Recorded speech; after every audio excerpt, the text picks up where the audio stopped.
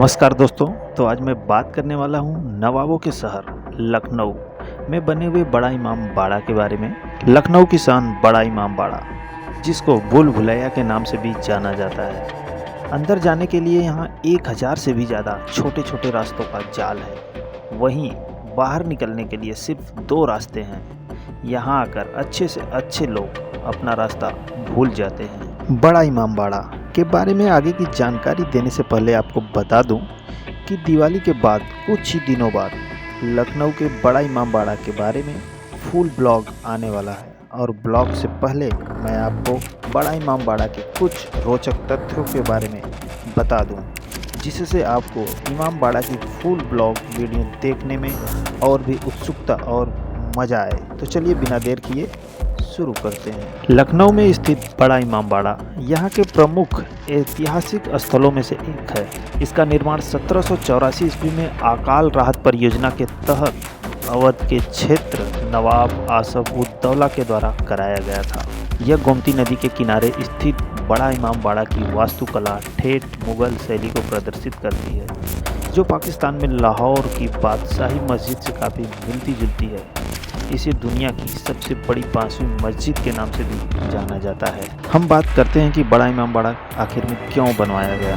अवध क्षेत्र के अंदर वर्ष 1784 ईस्वी में भयंकर अकाल पड़ा, जिसके बाद राहत परियोजना के तहत इसका निर्माण शुरू किया गया, जिससे लोगों को रोजगार मिले। कहा जाता है कि इस इमाम बाड़ा का निर्माण और अकाल दोनों ही 11 साल तक चले। इमाम बाड़ा के निर्माण में कुल करीब 20,000 श्रमिक शामिल थे। बड़ा इमाम बाड़ा को भूल भुलैया के नाम से ज़्यादा ख्याति प्राप्त है। इस विशाल इमाम बाड़ा को गुंबद नुमा हाल 50 मीटर लंबा और 15 मीटर ऊंचा है। उस जमाने में इसके निर्माण में कुल 8 से 10 लाख रुपए की लागत आई थी।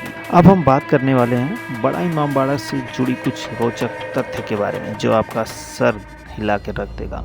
पहला, बड़ा इमाम बाड़ा को भूल भुलैया के नाम से भी जाना जाता है। अंदर जाने के लिए यहाँ 1000 से भी ज़्यादा छोटे छोटे रास्तों का जाल है। वहीं बाहर निकलने के लिए सिर्फ 2 रास्ते हैं। दूसरा, इमाम बाड़े में एक और सुंदर संरचना है जिसे बावड़ी कहा जाता है।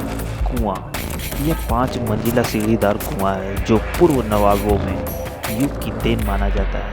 यह कुआं गोमती नदी से जुड़ी हुई है। गोमती नदी का पानी ऊपर आने पे इसमें 2 मंजिला ही दिखता है और बाकी मंजिला डूब जाता है। तीसरा, इमाम बाड़े के बाहर बना रूमी दरवाजा प्राचीन लखनऊ का प्रवेश द्वार माना जाता है। इसकी ऊंचाई लगभग 60 फीट ऊंची है और जिसमें 3 मंजिल है। चौथा, भूल भुलैया की बालकनी पूरे विश्व में प्रसिद्ध है। इसका प्रमुख कारण यह है कि इस बालकनी में अगर आप छोटी सी भी माचिस की तीली जलाएंगे तो पूरी बालकनी के दूसरे कोने तक आसानी से उसकी आवाज़ सुनाई पड़ेगी। पांचवा, भूल भुलैया के कुछ रास्ते तो इतने खतरनाक थे कि लोग इसमें फंसकर अपनी जान तक गंवा चुके थे।